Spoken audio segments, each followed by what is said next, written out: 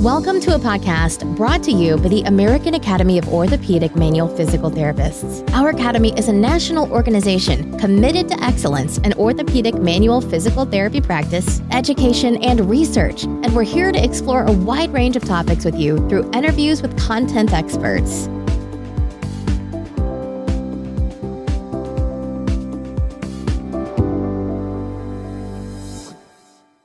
Hello, my name is Kelly Wilson.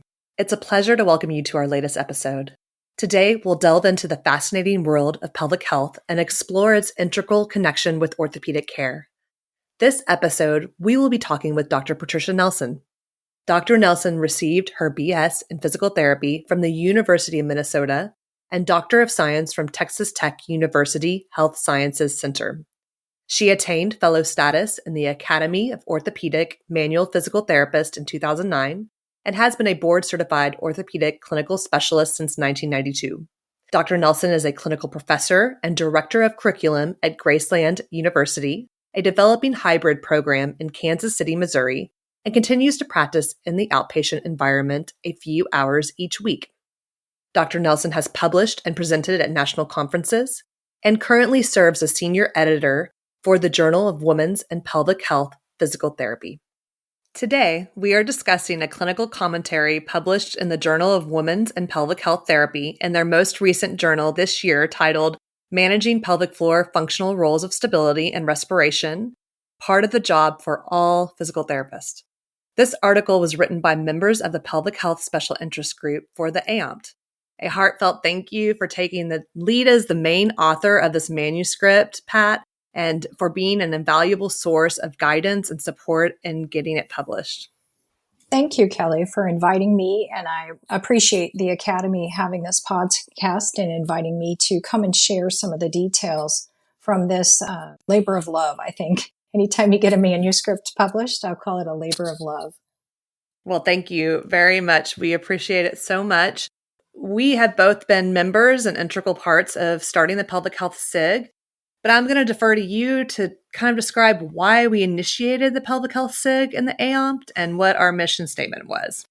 The primary aim of the Pelvic Health Special Interest Group was to really bring the conversation about pelvic health into the forefront of most physical therapists' mind. And as manual therapists, as well as pelvic health practitioners, those of us in the Special Interest Group feel pretty passionate about the ability of all physical therapists to assess their patients for pelvic floor dysfunction and bring that forward. And so that's really the kind of mission and vision of what the Special Interest Group, the Pelvic Health SIG for AAOMPT, is really all about.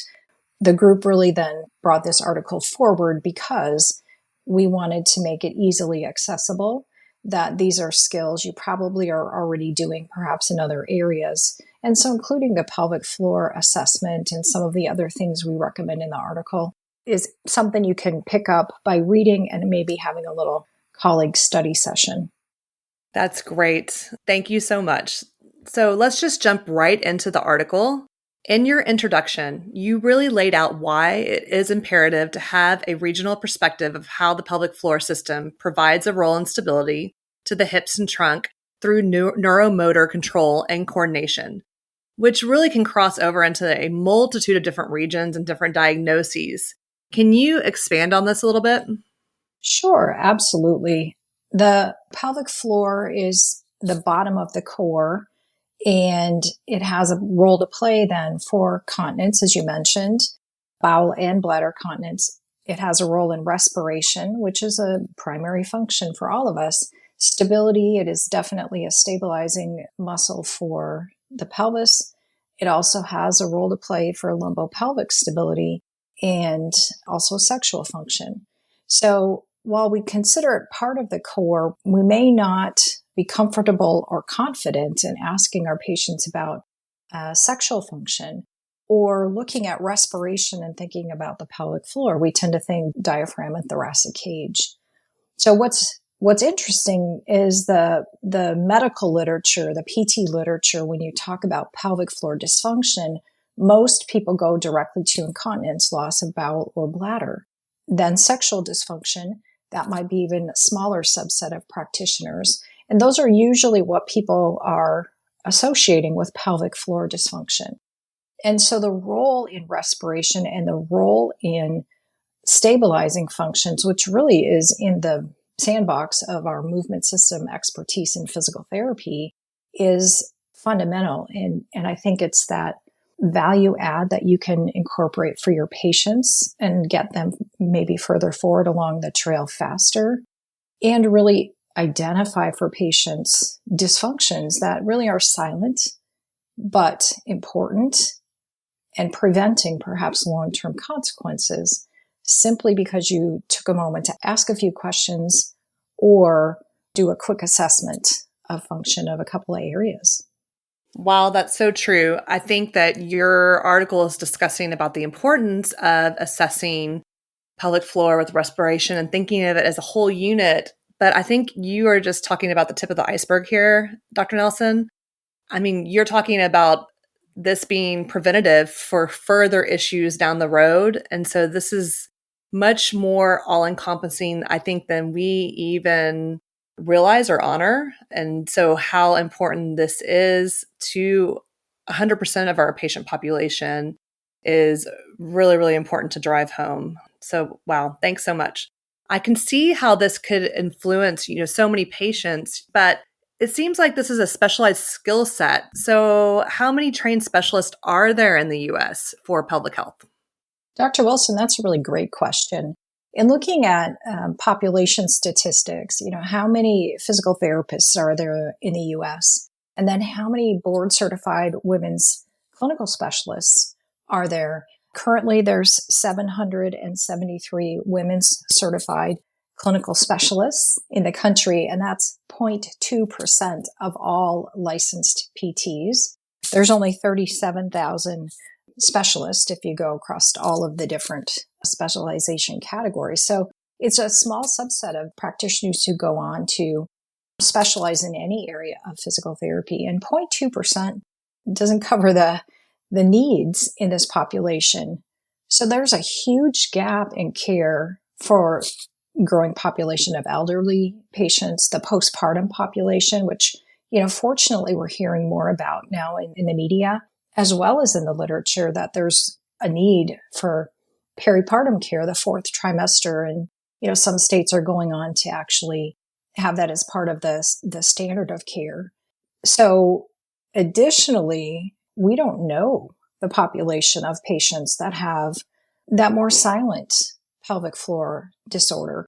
The pelvic floor is muscle and fascia, and like any muscle, it can be underperforming, underpowered. It can be just incoordinated, which we see very, very often. And it just may not have the strength. And so that's that athlete who leaks when they're performing, and they laugh about it and giggle about it in the training room or in the locker room, but they don't do anything about it. And that's not typical or not normal. So this opportunity in physical therapy to identify muscle dysfunction, identify patterns of movement, respiration in this case, is common. It's things we do every day. We're just asking you to add that skill set by looking at a couple of different things and adding treatment for these regions into your normal practice set. What's interesting about when you think about sexual function or pelvic floor function or incontinence, I was part of a team that updated the PT entry-level curricular guidelines. It's probably been 8 years ago now. And we asked one of the questions of both clinicians and academicians or those teaching in DPT programs, who should be teaching DPT students about sexual function? And what we found from the data is there's kind of this finger pointing, ask the clinician and they say, no, it's the academician who should teach that. And you ask the academician and they say, oh, no, it's much more applicable to the patient in the clinic. And so the bottom line is maybe no one's talking about it. Fortunately, I think in primary education, pelvic floor muscles are part of anatomy curriculum. How you incorporate pelvic floor training is something that you'll often get in your orthopedic series. Some programs have specialized training that gets students excited to go on and specialize in women's health or pelvic health. but it's not every program. And I think that's why we have such a gap. And so again, going back to that fundamental, can you look at the pelvic floor? Can you look at respiration? Can you identify dysfunction and treat it in the guise of the patients you're already seeing in your clinic? And my answer and encouragement to you is absolutely you can. And it doesn't take a tremendous amount of time, but can get you quite a bit of value for adding a few skills.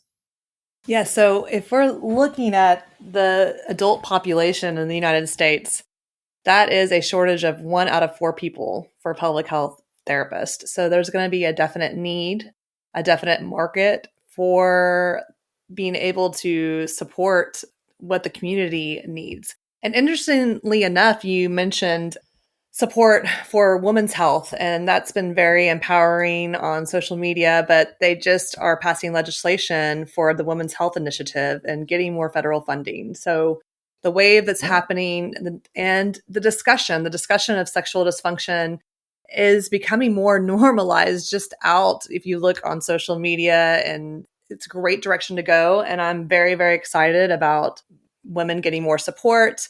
We aren't even touching male pelvic health and all the other genders as well.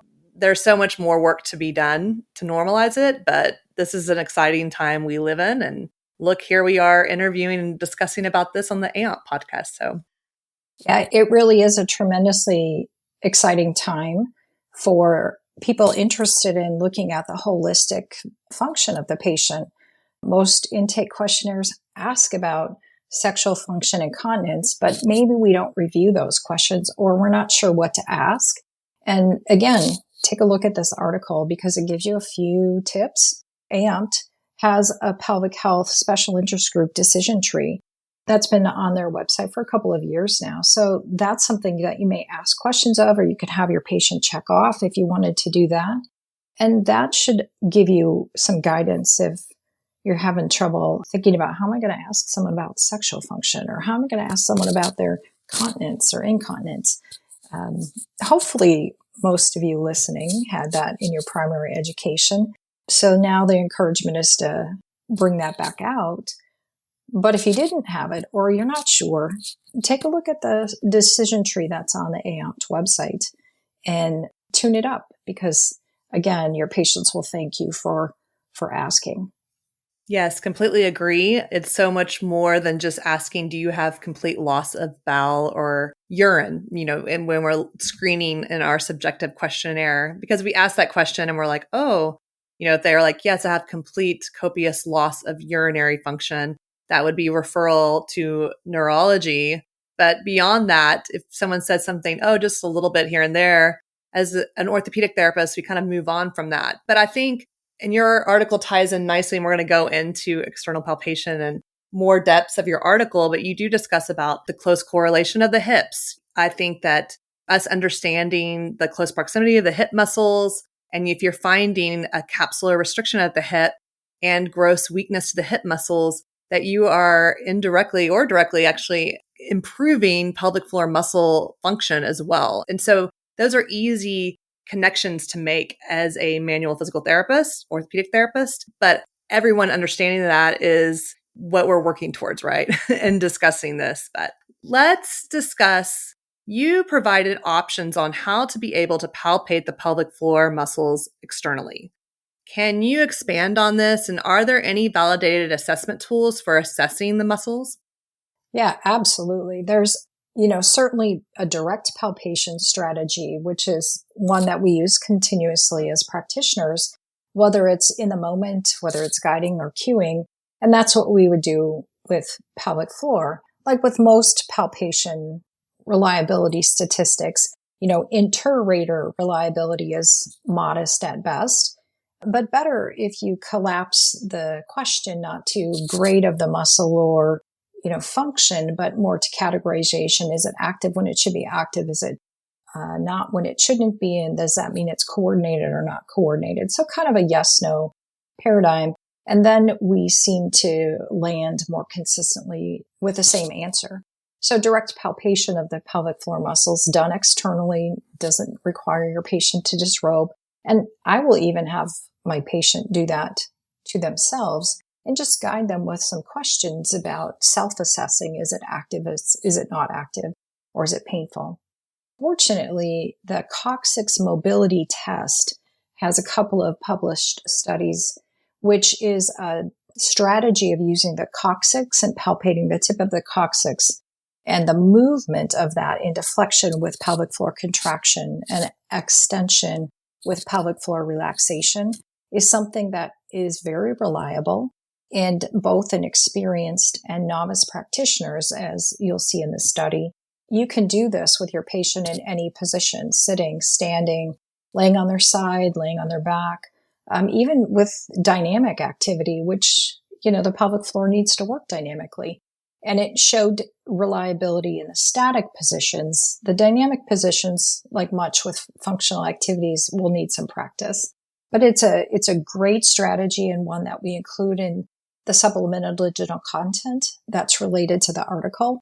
And I absolutely encourage you to reach out because we put quite a bit of work into the supplemental strategies because it was too lengthy for the actual publication. So we have a little guide, if you will, about examination strategies and intervention techniques based on what you find in your intervention across a whole host of things that we've talked about in the article, including these two strategies for pelvic floor muscle assessment. We will include the reference for the coccygeal movement test in the podcast notes. I personally utilize the coccygeal movement test every day in the clinic. It is an easy, applicable way to monitor for pelvic floor muscle activation, but also looking at compensatory strategies for the glutes. So I urge everyone listening to look at that article and try to practice and utilize that in your practice and see how beneficial it is. So on that note, we have a lot of male therapists, I'm assuming, listening to this podcast. And Dr. Nelson, how do you recommend a male clinician to approach this topic and to be able to screen for pelvic floor muscle dysfunction or global dysfunction for their clinic? How do they broach this topic? That's a really excellent question because I think we need to be prepared as practitioners to meet our patients as they come in the door. So I think there are two key elements. One is that this question set should be routine. Does your patient have respiratory issues? Do they have stability issues? Do they have continence challenges? Do they have sexual impairment? In addition to your host of other kind of screening questions, if you think about systems review. So if there's a dysfunction or a problem, then as a practitioner, we need to investigate that. So I think that pragmatic awareness that I'm really providing holistic assessment and management of my patient in the realm of a physical therapy plan of care is critical. And then in terms of the specifics, describing, you told me that you had X or Y issue going on. I have pain in my coccyx or I have hip pain. Well, the muscles of the pelvic floor and the hip are related. They have fascial links. And so having me assess your pelvic floor might help your hip to get better. If there's a problem that we don't uncover, it makes it harder for you to get better. So giving your patient a concrete explanation and then a description, to do that, I will. And if we use the coccyx mobility test, because I too, like you, use that on a routine basis on the days that I do practice in the clinic.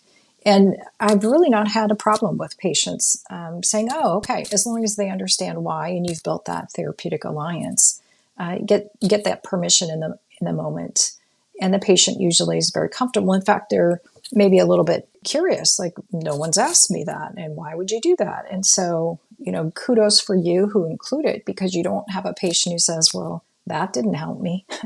So you might find that your patient is more appreciative and more bought into your plan of care if you can include really that comprehensive, holistic awareness and meeting their needs and helping to draw forth the connections that really are there. We just, as physical therapists who are anatomy experts and movement specialists, just need to understand these connections a little bit deeper. So what I'm hearing from you is to be clear, verbalize what you're doing, educate them on anatomy, whether you have visual, pictures, models, And the patient will then have a greater understanding of why you're asking about this and why you would be doing this assessment. And for clarification, I would like to say the coccygeal movement test, you're not trying to palpate the very tip of the coccyx. You're appreciating more of the posterior aspect, directly inferior, if not on the sacrococcygeal junction. So just for clarification. I would like to turn it now to how your team really laid out why breathing is so important and that all therapists should be assessing this. I have found that in many cases, you correct the breathing, you improve their breathing pattern, you get more dynamic breath throughout their whole diaphragm, rib cage, and the pelvic floor muscles start working more efficiently. Can you talk a little bit more about this and what assessment and treatment strategies you recommended? Sure. I love to talk about the respiratory functions of the pelvic floor because I think it's something that we have lost in our understanding of both anatomy and in practice. And certainly the last few years' experience of that viral effect. We have a lot of patients who maybe haven't attained their optimal respiratory pattern or efficiency back. So this is, again, another patient population that you might be looking at. So some of the strategies that we went into the literature deeply to try to find a validated assessment tool for respiratory function. And we found two actually that have some reliability and validity. One is called the MARM, Manual Assessment of Respiratory Motion. And it really is something that you may already be doing, but this just has a scale attached to it. And it requires kind of assessment of the lateral thoracolumbar wall and looking at observation of the pattern of breathing in concert. And you're doing this manual assessment of the lateral ribs and then asking the patient to breathe in and out in certain different patterns. And then you score each of these patterns on a scale from 0, no dysfunction, to 3, massive dysfunction. And then you add up the score. So the end result of this MARM instrument is that the higher the score, the more dysfunction, and a score of 0 is perfect breathing pattern.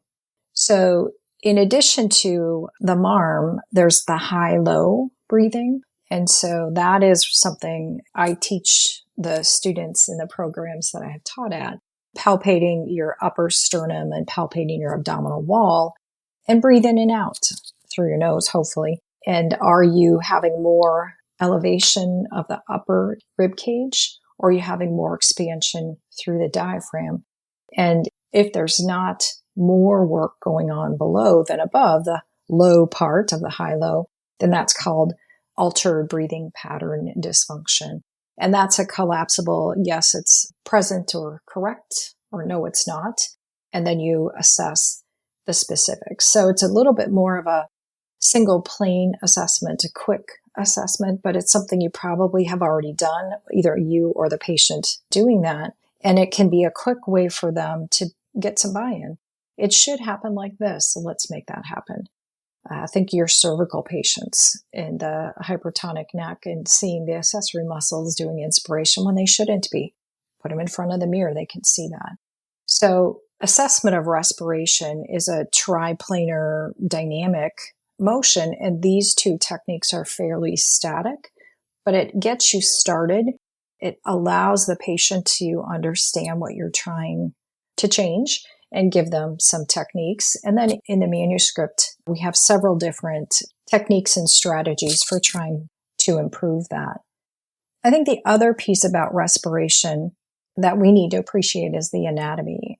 When you consider the anatomy of just the pelvic floor itself, there's some kind of bench science research, fresh cadaveric studies that look at the percentage of different muscle components.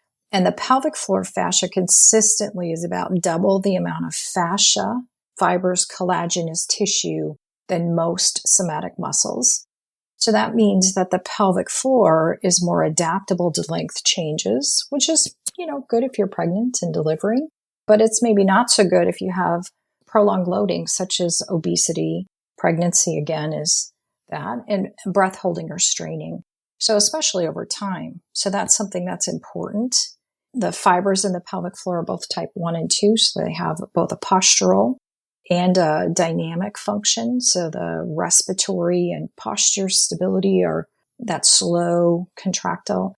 And then the continence function is that powerhouse where you really need the fast, firm, hard contraction. And then the other piece is that the pelvic floor tissues are intimately connected to the peritoneal and up into the pelvic and abdominal fascia and viscera. So this is where we also can appreciate that the pelvic floor has a huge role to play in stability of the pelvis, the lumbar spine, the abdominal wall, and the hip because of these deep dynamic anatomic connections. So that brings us full circle to that canister model, if you will, of stability, that respiration, pelvic floor, abdominal wall, the deep fascia and back muscles need to work together in coordination and in balance. So one is not overpowered more than the other. And the manuscript, the publication goes into that a little bit, talking about the athlete with the overpowered abdominal wall and leakage versus someone who maybe is a desk worker or is obese and the diaphragm really there is underpowered. And so they're not getting efficient breathing, and kind of every spectrum in between in the moment. In addition, then we need to consider the load over time with dysfunction. And that's true of all of our patients. So I'm kind of passionate about respiration as an assessment strategy, but it's a huge blessing to you, to your patients. And it's pretty quick to get buy-in because if you can breathe better, life is better.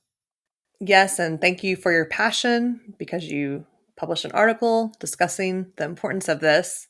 You alluded to this a little bit at the beginning of the interview, but the different ideology and research that's occurring between our two fields of practice, from exercise physiology to medical journals or medical research, discussing pelvic floor dysfunction. Can you expand on that a little bit? How we need to bridge that gap a little bit more? Indeed. The medical literature, rehabilitation literature focuses on pelvic floor dysfunction really as that end stage, frank incontinence, bowel dysfunction, pelvic pain, and sexual dysfunction. And the exercise science literature is very much focused on core activation and strength, power, endurance, but very little about the pelvic floor itself and the pelvic floor function. And one of the authors that's very notable in exercise science literature identifies this gap that as clinicians and practitioners, we really should be working together to reach the broadest audience possible. And our research and scholarly endeavors should look at how we are assessing not only stability and control of the abdominal wall and the trunk and the lumbar spine, but also the pelvic floor and the respiratory motions so that we are getting really a complete picture. So again, I encourage the colleagues to include these things as a routine part of practice and begin to discuss them in your scholarship activities and your presentations so that it becomes the norm in physical therapy where we are the movement experts. So Dr. Nelson, where do we go from here? You are clinically practicing, but also in the world of academia. Do you know if more programs are putting more emphasis in their DPT programs, or is this something that needs to be filled by the fellowship or residency programs? Now, that is a really great question. I don't know if there's been any study on that. The entry-level practice guidelines have not been updated. I think the description of specialty practice for the Academy of Pelvic Health is being rolled out here in the next year. I'm not sure where the Orthopaedic Academy sits in terms of their description of specialty practice, but hopefully the collaborative effort that's going on with some clinical practice guidelines that are updating the pelvic pain clinical practice guideline. There's some collaboration going on with both academies, so I know that's in the works. Kind of anecdotally, more programs are consistently teaching about the basics. I think the fellowship and residency programs have a huge role to play, and it's a real opportunity to incorporate evidence and treatment for pelvic floor health and wellness, not just dysfunction, into your actual delivery.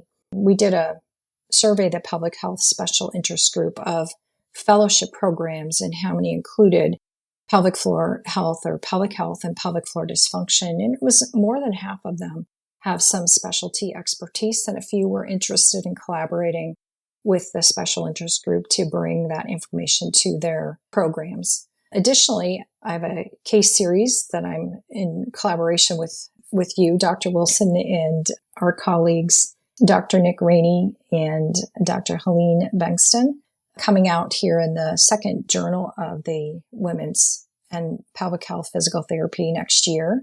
That goes over really the case application. How does incorporating of these techniques work across kind of the spectrum of pelvic health practitioners, and how do you collaborate with those specialists?